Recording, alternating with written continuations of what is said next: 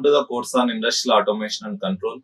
Myself, Dr. M. Palaprasad Reddy, working as Associate Professor at Institute of Aeronautical Engineering in the Department of Electrical and Electronics Engineering.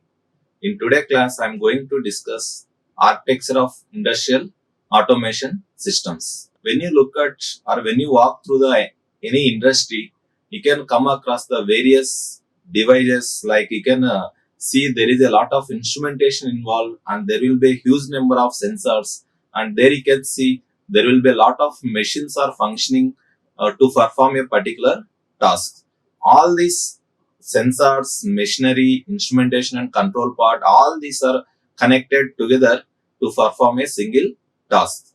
So in an industrial automation system, so it may consisting of numerous elements. So those are going to perform a variety of functions starting from instrumentation, control, supervision, operations management. So those are related to the industrial process. So all these elements are communicating with each other, and these are going to exchange the information between them, and all these elements are working together with the coordination, and those are going to perform the optimized operation of the plant, factory or process. So what is the need of exchanging the information, or what is the need of coordination means? Suppose if you are going to perform a particular task by using the any factory or industry, so those are established to intended to make a particular product or particular process, or for creating a typical type of products. So to perform these particular things, you have to connect all the machinery, and you have to provide the control, you have to make the communication between the various machinery, then only you can create the end products. So for creating the end products in a useful manner, compulsory there is a need of coordination between the various machinery, and also for improving the productivity or to reduce the labor cost, and to eliminate the scrap within the products, compulsory you should go for automation, then only you can create the end fine products. And these are the various elements of industrial automation system. So these are the functional elements. Suppose if you want to make any industry automated, first of all you have to measure the physical variables of the plant or process or any factory. So for measuring the physical variables, you may require the numerous types of sensors as well as the actuator elements. So basically here the sensors are going to measure the various quantities like the physical variables like temperature, pressure, speed or displacement. Again, if you want to control this particular process with the help of automation, you may require the actuation elements. And for performing the control action at the process, you may require the industrial control system, and to set the goals, or if you want to set the some particular set point, or if you want to give some desired task, you may require the supervisory control. And in the production control, so there you are going to check about the quality, whatever the resources, planning and scheduling that can be performed at the production control. And at the enterprise level, so there you are going to look about whatever the demand and supply. This is all about the marketing aspects of any industry. So these are the 5 typical elements of any industrial automation system. And here, so instead of drawing a very big diagram of any industrial automation, so rather than that one, this architecture of industrial automation is explained through automation pyramid. So here you can see this is the industrial automation period, and this is consisting of the 5 levels, starting from level 0 to level 4. So why it is called a automation pyramid? So when you look at this particular automation pyramid, so that is having the 5 levels. So each level you have the different type of equipments are there. So here if you are moving from level 0 to level 4, the spatial scale or time scale is going to increase. So spatial scale or time scale, that means if you are looking at the sensors and actuators, so those are going to handling with only a particular machine. But if you are going to automatic control, that is dealing with a number of control loops. So like that, as you are moving from level 0 to level 4, the spatial scale or time scale is going to increase. Industrial automation systems are very complex, and it is having a large number of devices. So with confluence of technologies working in synchronization. So all these particular 5 levels of automation, so these are working together with the coordination and synchronization, so that this any industry or factory is able to perform better, or able to perform a desired products in the given time. So here you can see, so these are the starting from level 0. Here in the level 0, so there are sensors and actuators are there.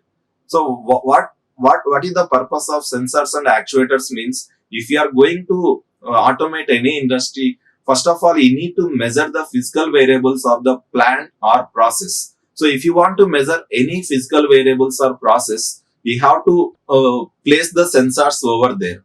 But if you take the sensors, if you want to measure the different variables like pressure, temperature, speed, displacement. So for temperature, you may require one sensor. For speed, you may require the another sensors. Based on how many number of physical variables you are going to measure, that many number of sensors you may require to locate in the plant. And whatever the data you are going to measure at the level 0 through the sensors, that will be processed to the next level, that is for automatic control. So what this automatic control is going to do?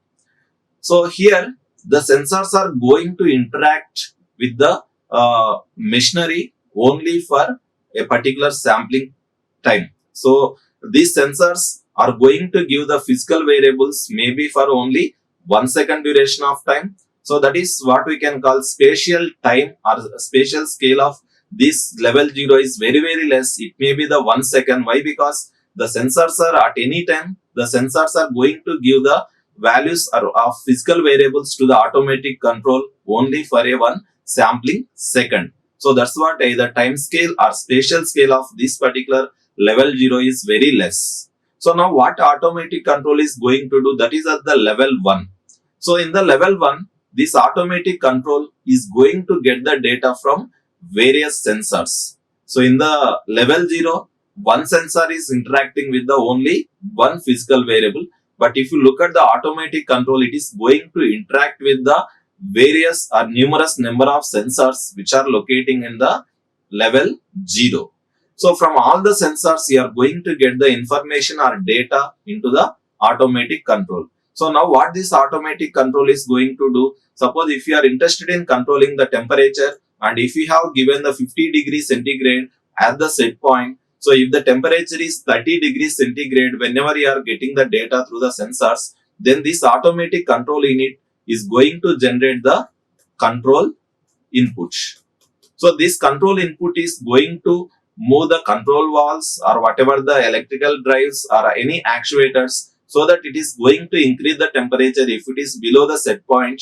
And if the temperature is above the set point, this particular automatic control is generating the corresponding control input such that the temperature can be brought to the set point level. So that means when you compare to the level 0, spatial scale or time scale is going to be little bit higher than the level 0. Why? Because suppose if you have changed the set point, if the settling time is very much high, then you may require a lot of time to perform the control action. So why? Because if the settling time is more, means you may require the more control effort. So in that case, the spatial scale or time scale is going to increase.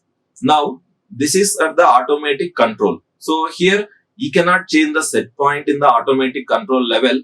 So whatever the set point is given, accordingly this automatic control loop is going to execute the programming through either PID controllers or to the programmable logic controllers or to the distributed control system. It is going to control the process and it is going to generate the control inputs to the actuators. Now, whatever the data you are getting at the sensors, some kind of data is also transmitted to the supervisory control.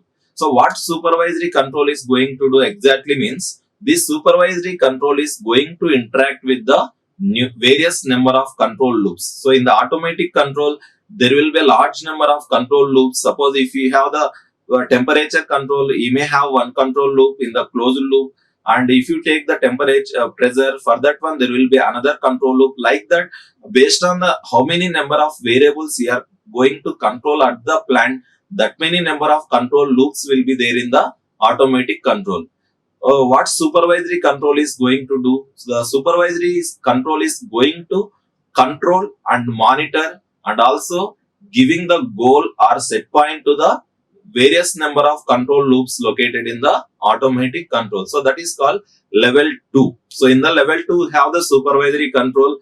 In the supervisory control, you may be going to change the set point level. Suppose if you take the power plant, based on the demand, so you are going to change whatever the load demand, and you are going to switch on the generating stations. You are going to switch off the generating stations. That maybe happens at the supervisory control. So if you want to change the set point or goals at the automatic control, that can be performed through the supervisory control.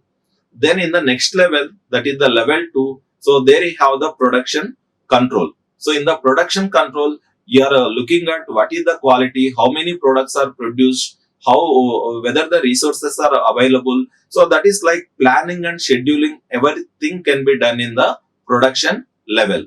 And at the enterprise level, it is all about marketing. So according to the supply and demand, and what is the demand of the market, so you have to make an entire plan. So all together, starting from the enterprise to the sensors, all these 5 layers are working together to make the industry profitable. So otherwise, it is not possible if there is no coordination with the all these particular 5 layers. And within this industrial automation period, we have discussed about the 5 layers. So each layer having a specific hardware as software. Some may be working in the online, some may be working in the offline. In some particular places, in some particular layers, there won't be any intervention of the human beings, and some layers there may be the intervention of human beings also. So industrial automation systems are very complex. Here having a large number of devices, so with confluence of technologies working in the synchronization that we already discussed. And here, if you look at the sensors and actuators, so if you want to measure any physical variables, so there you may require the combination of, you may require the embedded components to measure the data and to transmit the data to the next level. You may require the embedded hardware as well as the software. So most of the times, sensors and actuators, that is the level 0, it is a combination of both hardware as well as the software.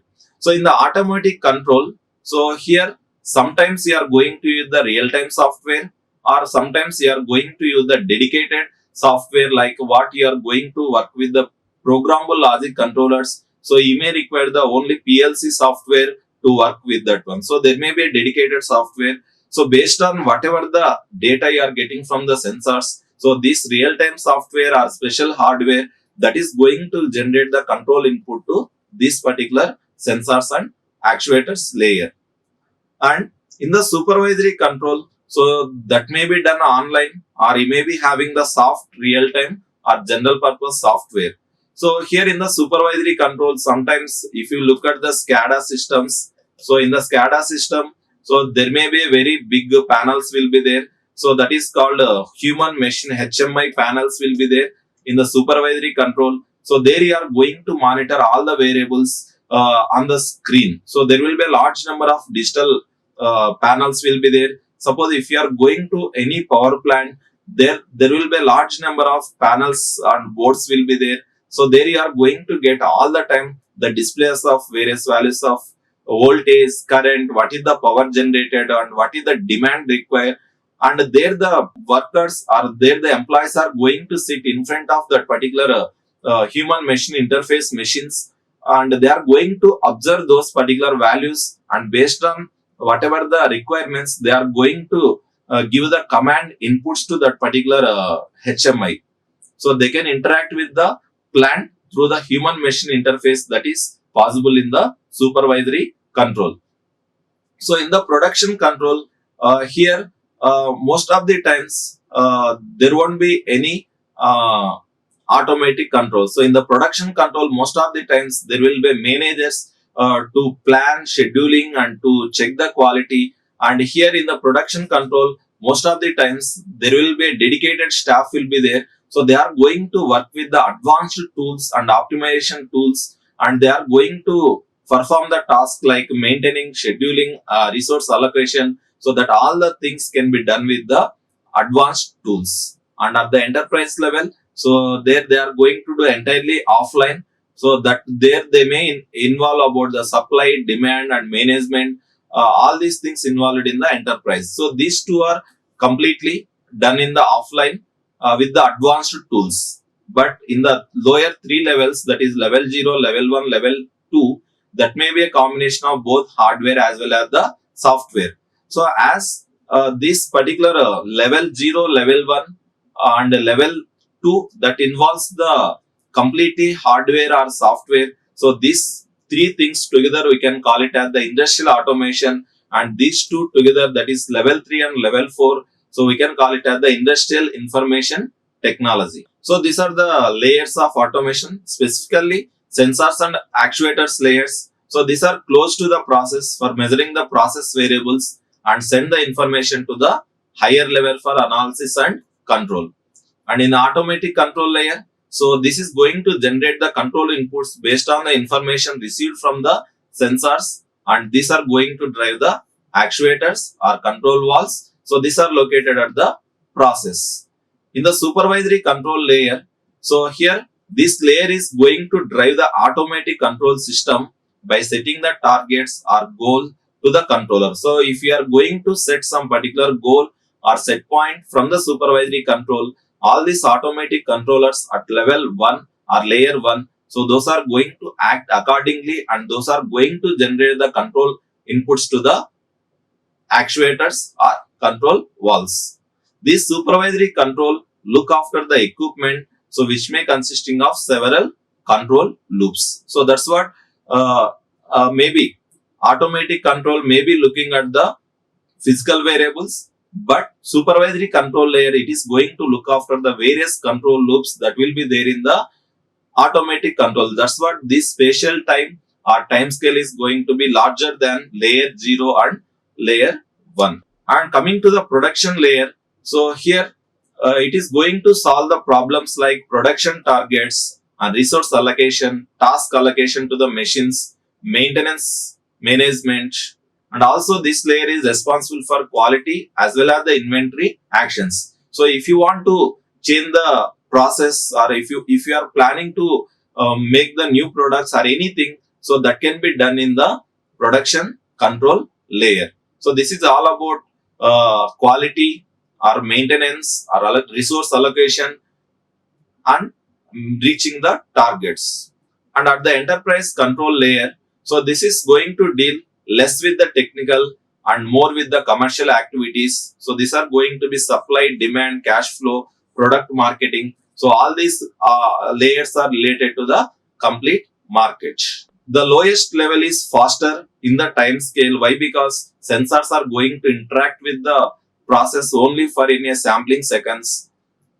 And if you are going for the higher levels, the time scale is very slower. Why? Because so you are not going to change the product designs very frequently. So maybe for a year or for a month or for a week you are going to change, so that the spatial scale at the production control layer or enterprise control layer, it will be very large. The aggregation of information over some time interval is taken at the higher levels. Suppose if you are going to calculate the what is the demand in the market for your products, how much you need to supply, that you cannot decide by taking a information on one day. So if you want to decide for increasing the production level based on the demand, you have to observe how your products are performing in the market, whether there is enough demand is there or not. That at least you can observe for 1 month or 1 year, then only you can go for increasing the production volume. So that's what we already told, that as you are moving from layer 0 to layer 4, that spatial scale or time scale is going to be very much higher. So this is all about the architecture of industrial automation system and what are the various levels of automation usually you can find in the either factory or any process. Thank you. Like, share and subscribe. Hit the bell icon for more updates.